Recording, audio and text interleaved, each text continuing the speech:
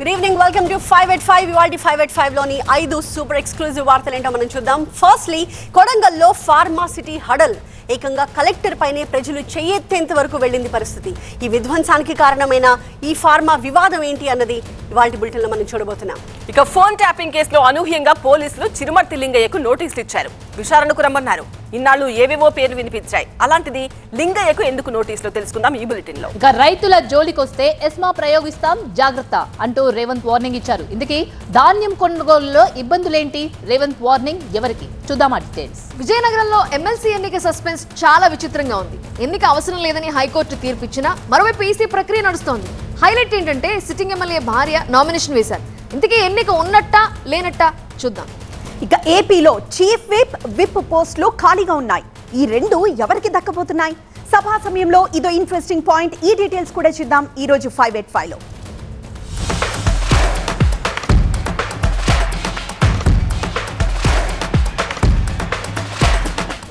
కొడంగల్ నియోజకవర్గం రణరంగాన్ని తలపించింది. ఫార్మా కంపెనీకి వ్యతిరేకంగా ప్రజలు నిరసన గళం వినిపించారు. లగచర్లలో అధికారులపై తిరగబడ్డారు జనం. ఏకంగా కలెక్టర్ పైనే చెయ్యెత్తారు ప్రజలు. రైతులను రెచ్చగొట్టారు అంటూ అధికారులు కూడా ఆగ్రహం వ్యక్తం చేశారు. కొడంగల్లోని లగచర్ల వాసులు కన్నెర చేశారు. ఫార్మా కంపెనీకి సంబంధించి ప్రజాభిప్రాయ సేకరణకు వెళ్లిన అధికారులపై జనం తిరగబడ్డారు. ఏకంగా కలెక్టర్ పైనే దాడికి దిగారు. రాళ్లు కర్రలతో విరుచుకుపడ్డారు. అసలు ఈ గొడవ ఎందుకు మొదలైంది, ఎందుకు దాడుల దాకా వెళ్ళింది, అధికారుల వర్షన్ ఏంటి, ఈ స్టోరీలో మనం చూస్తున్నాము.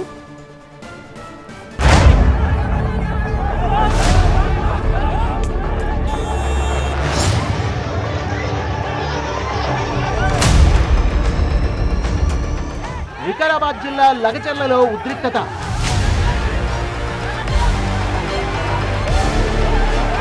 కలెక్టర్ ప్రతీక్ జైన్ కారుపై దాడి.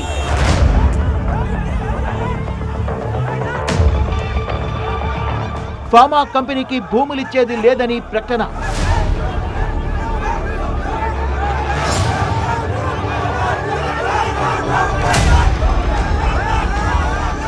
ఫార్మా కంపెనీ ఏర్పాటు కోసం దుద్యాల మండలంలో 1300 ఎకరాల భూమిని సేకరించాలని ప్రభుత్వం నిర్ణయించింది. ఇందుకోసం ప్రజాభిప్రాయ సేకరణ చేపట్టారు అధికారులు.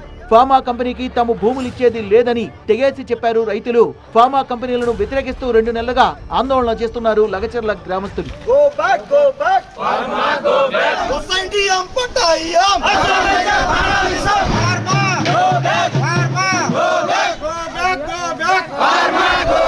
మరోవైపున భూసేకరణ కోసం లగచర్ల గ్రామానికి చెందిన రైతులతో ప్రభుత్వం సంప్రదింపులు జరుపుతోంది. దుద్యాల శివారులో ప్రజాభిప్రాయ సేకరణ నిర్వహించేందుకు ఏర్పాట్లు చేశారు. కార్యక్రమంలో పాల్గొనేందుకు వికారాబాద్ జిల్లా collector Prateek Jain, Kodangal urban development authority ప్రత్యేక అధికారి Venkatareddy, additional collector Linganayak, sub collector Umashankar Prasad వెళ్లారు. అని దుద్యాల శివారులో ప్రజాభిప్రాయ సేకరణ ఏర్పాటు చేయడంతో రైతులు అక్కడకు వెళ్లలేదు.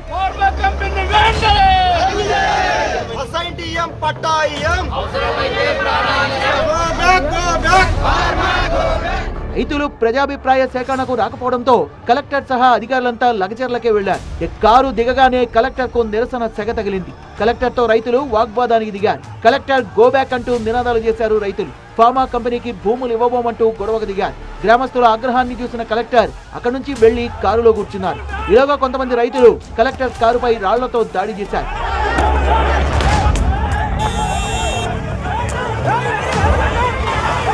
కలెక్టర్ కారుపై దాడి తర్వాత అక్కడున్న అధికారుల కార్లపై రాళ్లు కర్రల్ని విసిరారు గ్రామస్తులు. దాడిలో కొడంగల్ డెవలప్మెంట్ అథారిటీ అధికారి వెంకటరెడ్డికి గాయాలయ్యాయి. రైతుల నుంచి తప్పించుకునేందుకు కడా అధికారి పొలాల వెంట పరుగులు తీశారు. అధికారులు మాత్రం రైతుల్ని ఎవరో రెచ్చగొట్టి దాడి చేయించారని ఆరోపిస్తున్నారు. ఇప్పటికే 80% భూసేకరణ పూర్తయిందని, మిగతా 20% విషయంలో అభ్యంతరాలున్నాయని చెప్తున్నారు.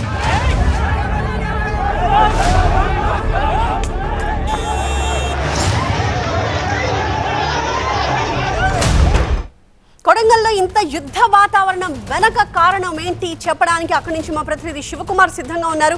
శివకుమార్, ప్రధానంగా అధికారులు వినిపిస్తున్న వర్షన్ అక్కడి స్థానికుల్ని, రైతుల్ని, జనాన్ని కూడా ఎవరో రెచ్చగొట్టారు, అందుకే ఈ రకమైన రియాక్షన్ వచ్చింది అని. కానీ ఒకటే ఒక నినాదంతో వాళ్ళంతా కూడా గో బ్యాక్ అన్న ఒక నినాదంతో అధికారులను లిటరలీ తరిమారు రాళ్లు కర్రలతో. ఇంతటి విధ్వంసం వెనక కారణం ఏంటి?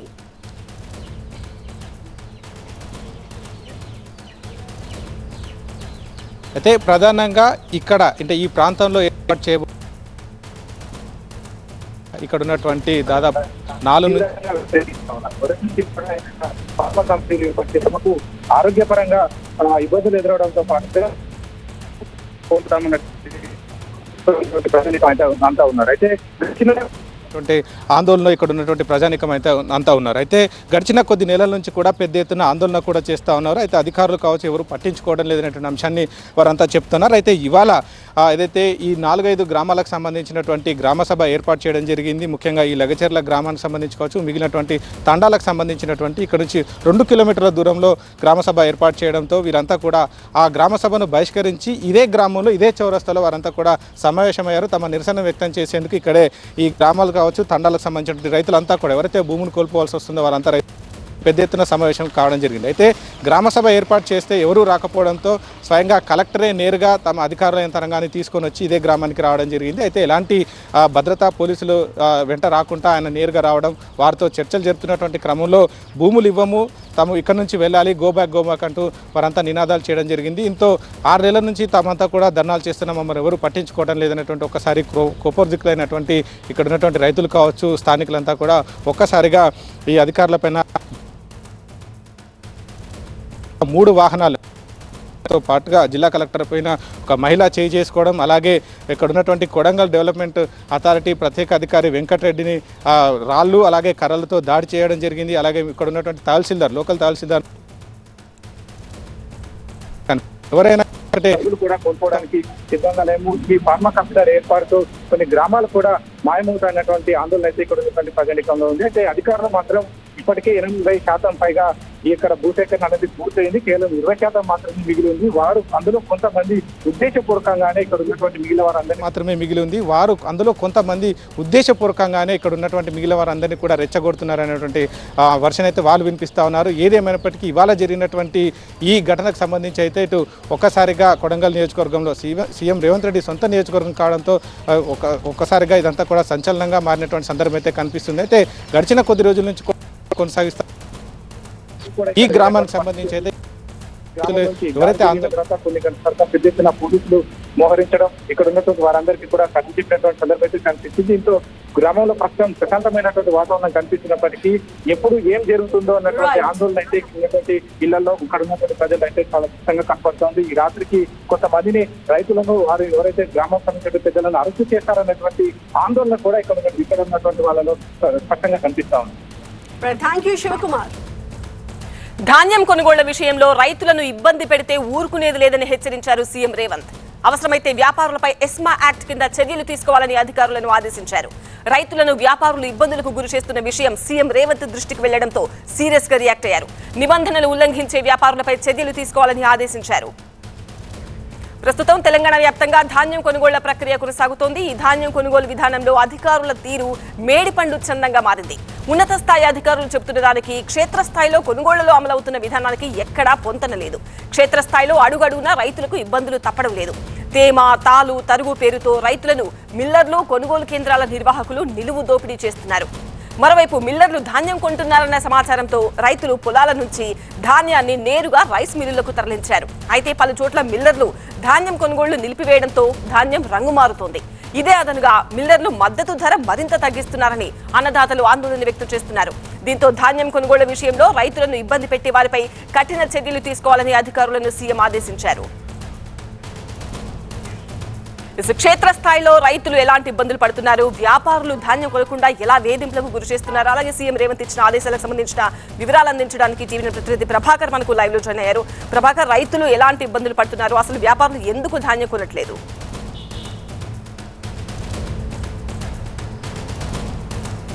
రైట్, కీలకమైన ఆదేశాలు జారీ చేశారు సీఎం రేవంత్ రెడ్డి పొద్దున.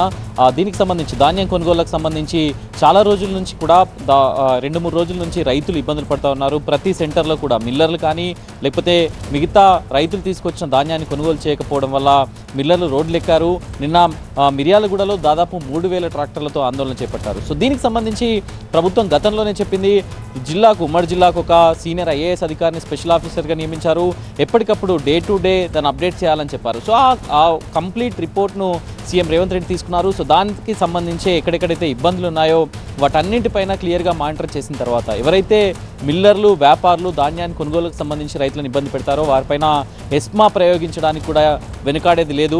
ఎసెన్షియల్ సర్వీసెస్ మేనేజ్మెంట్ యాక్ట్ను ప్రయోగించాలి, కేసులు పెట్టాలి అనేది కూడా చాలా స్పష్టంగా పెట్టారు. ఎందుకంటే ధాన్యాన్ని రైతులు మిల్లర్ల దగ్గరికి తీసుకొస్తున్నారు, అక్కడ కొనకపోవడం, అట్లాగే సన్నధాన్యానికి సన్నవడ్లకు ప్రభుత్వం ఇప్పటికే 500 బోనస్ ప్రకటించింది. సో ఆ మద్దతు ధర కూడా ఇవ్వకపోవడం, కేవలం 2200కు మాత్రమే కొంటుండడం, దొడ్డు వడ్లకు సంబంధించి కూడా అసలు ధాన్యాన్ని పట్టించుకోకపోవడం వల్ల రంగు మారుతుంది, తేమ శాతం తక్కువగా ఉందంటూ కొర్రీలు పెడుతున్నారు. అట్లాగే తాలుకు సంబంధించి 44 కేజెస్ జోకాల్సిన బ్యాగ్ని కేవలం 40 కేజెసే జోకడం, తూకం వేయడం, ఇవన్నీ కూడా ప్రజలకు ఇబ్బందులు కలుగుతున్నాయి.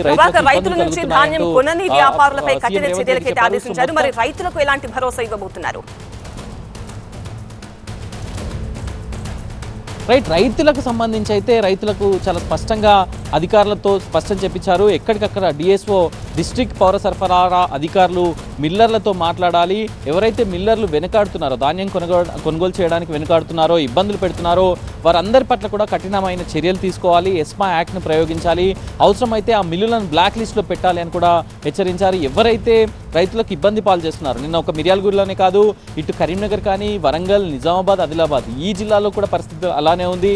సో ఈ తాలుకు సంబంధించి తేమ శాతానికి సంబంధించి కూడా రైతుల నుంచి అబ్జెక్షన్స్ వస్తున్న నేపథ్యంలో వాటన్నిటికీ సంబంధించి స్పెషల్ ఆఫీసర్స్ అక్కడున్న కలెక్టర్లతో మాట్లాడాలి, డిఎస్ఓలతో మాట్లాడాలని అయితే స్పష్టం చేశారు. సో ఇప్పటికిప్పుడు వెంటనే ధాన్యాన్ని కొనుగోలు చేసే సిచ్యువేషన్ని తీసుకురావాలి, ఎక్కడా కూడా ధాన్యం ఆగకూడదు. వెంటనే రైతులు పంట పొలాల నుంచి తీసుకొచ్చిన ధాన్యాన్ని మిల్లర్లు కొనుగోలు చేయకపోతే వాటిపైన ఎట్లాంటి యాక్షన్ తీసుకోవడానికైనా రెడీ ఉన్నామంటూ సీఎం చెప్పారు. సో మొత్తానికైతే ఎప్పటికప్పుడు సీఎం దీనిపైన సమీక్ష చేస్తున్నారు. ఎక్కడ కూడా నిన్న మిర్యాలగూడలో జరిగిన సంఘటన తర్వాత చాలా నిన్న లైవ్లో చూశారు, 2200 అధికారులు అక్కడ లోకల్ ఎమ్మెల్యే వెళ్ళేంత వరకు కూడా అతను ఉన్నంతసేపు 2400 కొనుగోలు చేసిన మిల్లర్లు, ఎమ్మెల్యే వెళ్ళిపోయిన జస్ట్ 10 మినిట్స్లోనే 2200కే ధాన్యానికి వంకలు పెట్టడం, ధాన్యం బాగాలేదని చెప్పడం. సో ఇట్లా వంకలు పెట్టారు. సో దానివల్ల రైతులందరూ కూడా రోడ్డుపైకి ఎక్కి ధర్నా నిర్వహించారు. సో ఈ పరిస్థితి తెలంగాణ వ్యాప్తంగా ఉన్న నేపథ్యంలో ఎక్కడ కూడా ఇలాంటి ఇబ్బందులు రిపీట్ కాకుండా ఉండేందుకే ఈరోజు సమీక్షలో సీఎం సీరియస్గా వార్నింగ్ ఇచ్చారు. సో దీన్ని రెగ్యులర్గా మానిటర్ చేస్తామని కూడా చెప్పారు. రైట్ ప్రభాకర్. ఇక థర్డ్ ఎక్స్క్లూజివ్ న్యూస్ చూస్తే అధికారుల వరుస అయిపోయింది, ఇప్పుడు రాజకీయ నేతల వరుస వచ్చింది. ఎస్, తెలంగాణలో సంచలనం సృష్టించిన ఫోన్ ట్యాపింగ్ కేసులో కీలక పరిణామం చోటు చేసుకుంది. నకరికల్ మాజీ ఎమ్మెల్యే బీఆర్ఎస్ నేత చిరుమూర్తి లింగయ్యకు పోలీసులు నోటీసులు ఇవ్వడం రాజకీయ వర్గాల్లో సంచలనం రేకెత్తిస్తోంది. మొన్నటి వరకు అధికారులను విచారించారు, పలువురిని జైలుకు పంపారు. ఇప్పుడు ఫస్ట్ టైం విచారణకు రావాలంటూ ఓ రాజకీయ నాయకుడికి సమన్లు జారీ చేయడం హాట్ టాపిక్ గా మారింది. నెక్స్ట్ నోటీసులు అందుకునే పొలిటీషియన్ ఎవరా అన్న ఉత్కంఠ నెలకొంది. ఫోన్ ట్యాపింగ్ వ్యవహారంలో చిరుమూర్తి లింగయ్య ప్రమేయం ఉన్నట్టు భావిస్తున్నారు పోలీసులు. తన ప్రత్యర్థులు ఫోన్ ట్యాప్ చేసి నిఘా ఉంచినట్టు భావిస్తున్నారు. ఈ నేపథ్యంలో జూబ్లీహిల్స్లోని పోలీస్ స్టేషన్కు రావాలంటూ ఆయనకు నోటీసులు జారీ చేశారు. ఇక ఫోన్ ట్యాపింగ్ కేసులో నిందితులుగా A1 ప్రభాకర్ రావు, A2గా ప్రణీత్ రావు, A3గా రాధాకిషన్ రావు, A4గా భుజంగ్ రావు, A5గా తిరుపతన్న, రిటైర్డ్ అదనపు ఎస్పీ వేణుగోపాల్ రావు, గట్టుమల్లు భూపతి అరెస్ట్ అయ్యారు. ప్రభాకర్ రావు ఒక్కరే విదేశాల్లో ఉన్నారు. వీరంతా కలిసి పలువురు నాయకులు, సినీ, వ్యాపార ప్రముఖుల ఫోన్లు ట్యాప్ చేశారనే ఆరోపణలున్నాయి. ఇక ప్రణీత్ రావు అరెస్టుతోనే ఈ వ్యవహారం మొత్తం బయటపడింది. ఇటు ఫోన్ ట్యాపింగ్ వ్యవహారాన్ని చాలా సీరియస్ గా తీసుకుంది ప్రభుత్వం. ఈ కేసులో ఇప్పటికే పోలీసు ఉన్నతాధికారులు అరెస్ట్ అవగా రాజకీయ నాయకులు కూడా అరెస్ట్ అవుతారంటూ కాంగ్రెస్ నేతలు ప్రకటిస్తూ వస్తున్నారు. ఇలాంటి తరుణంలో మాజీ ఎమ్మెల్యే చిరుమూర్తికి నోటీసులు జారీ చేయడం మరింత ఉత్కంఠగా మారింది.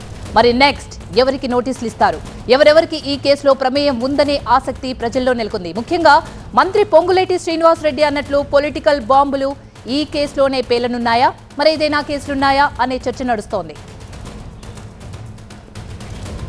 పూర్తి డీటెయిల్స్ ప్రణీత అందిస్తారు. ప్రణీత, ఫోన్ ట్యాపింగ్ కేసులో లింగయ్యకున్న లింకులేంటి, ఆయన పైన ప్రధాన ఆరోపణలేంటి? ఫోన్ ట్యాపింగ్ కేసులో ఇప్పటి వరకు కేవలం ఐపీఎస్ అధికారులు, కొంతమంది పోలీస్ సిబ్బందిని మాత్రమే ఇప్పటి వరకు పోలీసులు విచారించారు. కానీ లేటెస్ట్గా ఒక పొలిటీషియన్కి నోటీసులు ఇవ్వడం సంచలనంగా మారింది. ఇప్పటి వరకు ఈ కేసులో అనేక ఆరోపణలు వచ్చినప్పటికీ పొలిటీషియన్ దగ్గరికి పోలీసులు వెళ్ళలేదు. అది కూడా రిటైర్డ్ ఎస్ఐబి ఐజీ ఇక్కడికి ఇండియాకి వచ్చి ఆయన స్టేట్మెంట్ ఇచ్చి ఆయనను విచారిస్తేనే ఫర్దర్ పొలిటీషియన్స్ దగ్గరికి పోలీసులు వెళ్తున్నటువంటి ఊహాగానం ఉండింది. కానీ వాటన్నిటినీ తలకిందలు చేస్తూ 3 రోజుల క్రితం జూబ్లీహిల్స్ పోలీసులు మాజీ ఎమ్మెల్యే చిరుమూర్తి లింగయ్యకు నోటీసులు ఇచ్చారు. ఈరోజు విచారణకు రావాల్సిందిగా నోటీసులో పేర్కొన్నారు. సో ఈరోజు రావాల్సి ఉంది, కానీ ఆయన కొన్ని హెల్త్ ఇష్యూస్ కారణంగా 3 days తర్వాత విచారణకు వస్తానని చెప్పడంతో పోలీసులు కూడా దాన్ని యాక్సెప్ట్ చేశారు. ఈ నెల 14న జూబ్లీహిల్స్ పోలీసుల ఎదుట చిరుమూర్తి లింగయ్య హాజరు కానున్నారు. అయితే నకిరేకర్ ఎమ్మెల్యేగా గతంలో చిరుమూర్తి లింగయ్య పనిచేశారు. సో అతడికి ప్రధాన నిందితుడిగా ఉన్నటువంటి ఈ కేసులో వన్ ఆఫ్ ద అక్యూజ్డ్గా ఉన్నటువంటి తిరుపతి అన్నతో లింక్స్ ఉన్నటువంటి కారణంగా లింగయ్యకు నోటీసులు ఇచ్చామని పోలీసులు చెప్పారు. సో దానికి సంబంధించినటువంటి ఎవిడెన్స్ని తిరుపతి అన్న ఫోన్ని ఆల్రెడీ ఎఫ్ఎస్ఎల్కి పోలీసులు పంపించారు. సో ఎఫ్ఎస్ఎల్లో వచ్చినటువంటి రిపోర్ట్ ఆధారంగా చిరుమూర్తి లింగయ్యకు పోలీసులు నోటీసులు జారీ చేశారు. సో అతడు పోలీసుల విచారణకి వస్తే ఫర్దర్ ఎలాంటి డీటెయిల్స్ బయటపడతాయి, ఎవరెవరి పేర్లు అతడు చెప్తాడు అనేటువంటిది చాలా కీలకంగా మారనుంది. ఎందుకంటే ఇప్పటి వరకు కేవలం పోలీసుల చుట్టూ మాత్రమే తిరిగినటువంటి ఫోన్ ట్యాపింగ్ కేసు మొదటిసారిగా లెజిస్లేచర్ వరకు వెళ్ళింది. ఎమ్మెల్యేకి సంబంధించినటువంటి అప్పటి ఎమ్మెల్యేగా ఉన్నటువంటి వ్యక్తికి పోలీసులు నోటీసులు ఇవ్వడం, సో ఇదొక కీలక స్టెప్గా చెప్పొచ్చు. సో ఫర్దర్ ఇంకా ఎవరెవరు పొలిటీషియన్స్కి పోలీసులు నోటీసులు ఇవ్వబోతున్నారు, ఎవరెవరి పేర్లు ఇందులో రానున్నాయి, పోలీసుల దగ్గర ఇప్పటి వరకు లభించినటువంటి ఎవిడెన్స్ ఏంటి అనేటువంటిది కూడా కీలకంగా మారనుంది. ఈ నెల 14వ తారీఖున జూబ్లీహిల్స్ పోలీసుల ఎదుట చిరుమూర్తి లింగయ్య అటెండ్ కాబోతున్నారు. Right, thanks for the updates Praneetha. AP assembly budget సమావేశాల షెడ్యూల్ ఫిక్స్ అయింది. ఈ నెల 22 వరకు బడ్జెట్ సెషన్స్ నిర్వహించాలని బీఎస్సీలో నిర్ణయించారు. ఇవాళ అసెంబ్లీ బడ్జెట్ సమావేశాలు ప్రారంభమయ్యాయి. మంత్రి పయ్యావుల కేశవ్ వార్షిక బడ్జెట్ను, మంత్రి అచ్చెన్నాయుడు వ్యవసాయ బడ్జెట్ను సభలో ప్రవేశపెట్టారు. అనంతరం సభ బుధవారానికి వాయిదా పడింది. ఇక సభ వాయిదా పడగానే బీఏసీ సమావేశం జరిగింది. ఈ సమావేశంలో ఎన్ని రోజులు అసెంబ్లీ సమావేశాలు నిర్వహించాలి, చీఫ్ విప్ల నియామకంపై చర్చించారు. ఈ నెల 22 వరకు ఏపీ అసెంబ్లీ సమావేశాలు జరగాలని బీఏసీ నిర్ణయించింది. శనివారం కూడా సభ నిర్వహించాలని నిర్ణయించారు. బిల్లులు చర్చలకు అనుగుణంగా కొన్ని రోజులు 2 పూట్ల అసెంబ్లీ సమావేశాలు నిర్వహించాలని డిసైడ్ అయ్యారు. బడ్జెట్పై రేపు ఎమ్మెల్యేలకు శిక్షణా తరగతులకు బీఏసీ గ్రీన్ సిగ్నల్ ఇచ్చింది. బడ్జెట్ సమావేశాలను వైసీపీ బాయ్కాట్ చేయడంతో బీఏసీ మీటింగ్లో సీఎం చంద్రబాబు ఇంట్రెస్టింగ్ కామెంట్స్ చేశారు. ఎవరి కోసమూ సమావేశాలు ఆగవన్నారు. ప్రజా సమస్యలపై బాధ్యతాయుతమైన చర్చ జరపడం సభ్యుల బాధ్యత అన్నారు. ఎమ్మెల్యేలు విధిగా అసెంబ్లీకి హాజరై సీరియస్గా తీసుకోవాలని ఆదేశించారు. చీఫ్ విప్లను రేపు ఖరారు చేయనున్నట్టుగా సీఎం చంద్రబాబు తెలిపారు. పూర్తి వివరాలు అందించడానికి మా అసోసియేట్ ఎడిటర్ ఈశ్వర్ లైవ్ లో సిద్ధంగా ఉన్నారు. ఈశ్వర్, ఇంకా చంద్రబాబు నాయుడు ఏమన్నారు, చీఫ్ విప్ అండ్ విప్ గా ఎవరిని నియమించబోతున్నారు, ఎవరి పేర్లు వినిపిస్తున్నాయి? బీఏసీలో ముఖ్యమంత్రి సభా అధ్యక్షుని హోదాలో హాజరయ్యారు. ఆయన చాలా కీలకమైన వ్యాఖ్యలు చేశారు. అసెంబ్లీలో ప్రజా సమస్యలను చర్చించాల్సిన బాధ్యత అందరి మీద ఉంటుంది. ముఖ్యంగా ప్రజలు ఎదుర్కొంటున్న కాంటెంపరీ ఇష్యూస్ని అసెంబ్లీ దృష్టికి తీసుకురావడం ప్రతిపక్షాల విధి, కానీ వాళ్ళు దానికి ఎగ్గొట్టి బాధ్యతారహితంగా వ్యవహరిస్తే వాళ్ళ కోసం చూస్తూ ఊరుకోం. ఆ బాధ్యత కూడా మేమే తీసుకుని ముందుకు వెళ్తాం. ప్రజా సమస్యలను పరిష్కరించాల్సిన బాధ్యత ఉంది.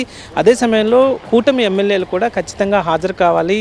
ప్రతిపక్షం లేదు కదా అని అసెంబ్లీని నాన్ సీరియస్గా తీసుకోవద్దు. గతంలో 1995 లాంటి సమయాల్లో తెల్లవారుజామున 4 గంటల వరకు కూడా ఈ సెషన్ జరిగేది. ముందు రోజు రాత్రి భోజనం అసెంబ్లీ అయిన తర్వాత తెల్లవారుజామున 4 గంటల తర్వాత కూడా తిన్న రోజులు మాకు గుర్తొస్తున్నాయంటూ ముఖ్యమంత్రి చాలా కీలకమైన వ్యాఖ్యలు చేశారు. ఆ తర్వాత ప్రతిపక్షం వచ్చినా రాకపోయినా ఖచ్చితంగా రాష్ట్రంలో ఉన్న ప్రధానమైన సమస్యలు కావచ్చు, అభివృద్ధి అవకాశాలు కావచ్చు, అభివృద్ధికి సంబంధించిన అంశాలు కావచ్చు, అలాగే సంక్షేమానికి సంబంధించిన అన్ని కార్యక్రమాలకు సంబంధించి ప్రజలకు బాధ్యతాయుతంగా అసెంబ్లీ వేదికగా సమాధానం చెప్తాం. అదే సమయంలో గత పాలకుల నిర్లక్ష్యం కావచ్చు, ప్రస్తుతం ప్రతిపక్షం చేస్తున్న నిర్లక్ష్యాన్ని కూడా ఎండగడతాం. ఖచ్చితంగా నెంబర్తో సంబంధం లేకుండా అసెంబ్లీకి రావాల్సిన బాధ్యతని ప్రతిపక్షం విమర్శించింది కాబట్టి ఆ పాత్రను కూడా కొంతమంది ఎమ్మెల్యేలు ఖచ్చితంగా హాజరై తమ ప్రాంతాల్లోని సమస్యలను ప్రభుత్వం దృష్టికి తీసుకురావాలన్నట్టుగా ముఖ్యమంత్రి చెప్పడం జరిగింది. సో దాని తర్వాత రేపు అసెంబ్లీకి సంబంధించి chief whip, government chief whip ఒకరు ఉంటారు, అలాగే పార్టీలకు సంబంధించిన చీఫ్ విప్లు ఉంటారు. సో ఈ నేపథ్యంలో వాళ్ళ ఎంపికకి సంబంధించి ముఖ్యమంత్రి చేసిన ప్రకటన తర్వాత మళ్ళీ ఒకసారిగా నామినేటెడ్ హడావుడి అందరిలో ఒకసారిగా మళ్ళీ ప్రారంభమైంది. ఎందుకంటే తెలుగుదేశం పార్టీలో దాదాపు పెద్ద సంఖ్యలో ఎమ్మెల్యేలు ఉన్నారు. గతంలో ఎన్నడూ లేని విధంగా 135 మంది ఎమ్మెల్యేలు ఉండడంతో మళ్ళీ పదవుల పంపకం పైన నిన్ననే సెకండ్ లిస్ట్ ఒకటి వచ్చింది. అది ఎవరైతే ఎమ్మెల్యేలుగా లేని వాళ్ళకి అట్లాంటి అవకాశం దొక్కింది. కానీ ఎమ్మెల్యేలుగా అయిన వాళ్ళు మళ్ళీ ఒకవైపు విప్పులు గాను, అలాగే చీఫ్ విప్ గాను, డిప్యూటీ స్పీకర్ గాను, ఈ 3 పదవులకు సంబంధించి కీలకమైన విప్పులుగా చూస్తే గతంలో ఉమ్మడి ఆంధ్రప్రదేశ్లోనే 4-5 విప్పులు మాత్రమే ఇచ్చేవాళ్ళు. కానీ గత వైఎస్ఆర్ కాంగ్రెస్ పార్టీ సమయంలో 9 మందికి విప్పులుగా అవకాశం ఇచ్చారు. ఎందుకంటే పెరుగుతున్న యాస్పిరేషన్స్ కావచ్చు, లేకపోతే చాలామందికి మంత్రివర్గంలో అవకాశం కల్పించలేని ముఖ్యమైన వాళ్ళకి విప్పులుగా ఇస్తూ వాళ్ళని సంతృప్తిపరచడం ఆనవాయితీగా వస్తుంది. ఈసారి అలాంటిది 14 మంది వరకు విప్పులు ఉంటారని భావిస్తున్నారు. అలాగే చీఫ్ విప్కి సంబంధించి గుంటూరు ధూళిపాల నరేంద్ర, అలాగే జీవీ ఆంజనేయుల్లో ఒకరికి వచ్చే అవకాశం ఉంది. ప్రధానంగా జీవీ ఆంజనేయుల పేరే వినిపిస్తుంది. ఎందుకంటే పల్నాడు జిల్లాలో ఇప్పటివరకు మంత్రి పదవి ఎవరికీ దక్కలేదు. అలాగే డిప్యూటీ స్పీకర్కి సంబంధించి గతంలో మంత్రిగా పనిచేసిన అనంతపురం జిల్లాకు సంబంధించిన కాల్వ శ్రీనివాసుల పేరు వినిపిస్తుంది. అలాగే విప్పులుగా అయితే చాలామంది అన్ని ప్రాంతాల వారీగా వినిపిస్తుంది. అదే సమయంలో జనసేన నుంచి కూడా 4 విప్పులు, భారతీయ జనతా పార్టీ నుంచి పార్టీ చీఫ్ విప్గా సుజనా చౌదరి, అలాగే విప్పుగా మరొకరికి అవకాశం ఇచ్చే అవకాశం ఉన్నట్టుగా తెలుస్తుంది. సో రేపు విప్పు, చీఫ్ విప్పు, డిప్యూటీ స్పీకర్కి సంబంధించిన పేర్లు రేపు పార్టీలు ఖరారు చేసే అవకాశం ఉంది. ఇక ఓవర్ టు విజయనగరం అన్నట్టు మారిపోయింది AP political scene. Vizianagaram MLC bypoll ఊహించని ట్విస్ట్ తిరిగింది. టీడీపీ తరఫున రఘురాజు భార్య ఇందుకూరి సుధారాణి నామినేషన్ దాఖలు చేయడంతో సర్వత్రా ఉత్కంఠ నెలకొంది. ఇప్పటికే రఘురాజుపై అనర్హత వేటును హైకోర్టు కొట్టేసింది. కోర్టు తీర్పు కాపీ ఇటు రాష్ట్ర అధికారులకు, అటు కేంద్ర ఎన్నికల సంఘానికి అందకపోవడంతో ఎన్నిక ప్రక్రియ కొనసాగుతోంది. ఎన్నికల సంఘం తన పని తాను చేసుకుంటూ వెళ్తోంది. పైగా నామినేషన్ల దాఖలకు ఈ రోజుతో గడువు ముగిసింది. అటు వైసీపీ అభ్యర్థిగా అప్పలనాయుడు కూడా ఇప్పటికే నామినేషన్ వేశారు. దీంతో అధికార పార్టీ కూడా పోటీకి రెడీ అయింది. ఈ నేపథ్యంలో న్యాయస్థానం తీర్పుతో ఎమ్మెల్సీగా కొనసాగనున్న రఘురాజు తన సతీమణి సుధారాణితో నామినేషన్ వేయించారు. పోరాటంలో భాగంగా నేనైతే ఈరోజు నామినేషన్ వేయడం జరిగింది. దానికి ప్రజలందరూ సహకారం ఉంటుంది.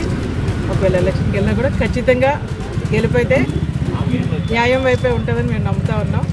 ఎందుకంటే మీరు చూసారు 151 11 అయిపోయిన పరిస్థితి. మరి రేపు వచ్చే రోజుల్లో కూడా ఏదైనా న్యాయం వైపే ప్రజలు నిలబడతారని, మరి మాకందరికీ కూడా ప్రజల సపోర్ట్ ఉంటుందని మేమైతే గట్టిగా నమ్ముతున్నాం. విజయనగరం ఎమ్మెల్సీ బైపోల్ చాలా ఇంట్రెస్టింగ్ గా మారింది. మరొక ఉత్కంఠ రేపే విషయం, కోర్టు ఆర్డర్ అందితే ఈసీ ఏం చేయబోతోంది? ఫుల్ డీటెయిల్స్ కోటేశ్వరరావు అందిస్తారు. కోటేశ్వరరావు,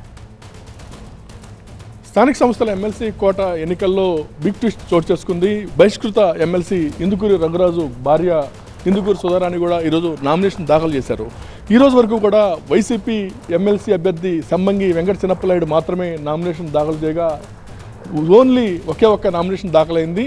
వైసీపీ అభ్యర్థి ఎమ్మెల్సీగా ఎన్నికవుతారు అనుకున్న సమయంలో ఇప్పటివరకు కూడా కూటమి కూడా ఎలాంటి ఎమ్మెల్సీ అభ్యర్థిని కూడా ప్రకటించలేదు. అయితే కూటమి కూడా ఎమ్మెల్సీ ఎన్నికల బరిలో లేరు కాబట్టి ఓన్లీ వైసీపీ ఎమ్మెల్సీ అభ్యర్థి సమ్మంగి వెంకట చిన్నప్పలనాయుడు మాత్రమే ఎమ్మెల్సీగా ఎన్నికవుతారు అని అందరూ అనుకున్నారు. అయితే ఇంతలోనే ఇప్పుడు ఎవరైతే ఇందుకూరి రఘురాజు వైసీపీ ఎమ్మెల్సీగా ఎన్నికై అనర్హత వేటుతో ఖాళీ అయిన ఎమ్మెల్సీ స్థానానికి ప్రస్తుతానికి ఎన్నికలు జరుగుతున్న నేపథ్యంలో అదే ఇందుకూరి రఘురాజు భార్య ఈరోజు నామినేషన్ దాఖలు చేశారు. అయితే ఇందుకూరి రఘురాజు తన అనర్హత వేటు చల్లదంటూ హైకోర్టుని ఆశ్రయించారు. అయితే హైకోర్టును ఆశ్రయించిన నేపథ్యంలో హైకోర్టు కూడా విచారణ జరిపి ఎమ్మెల్సీగా ఇందుకూరి రఘురాజు కొనసాగాల్సిన అవసరం ఉంది.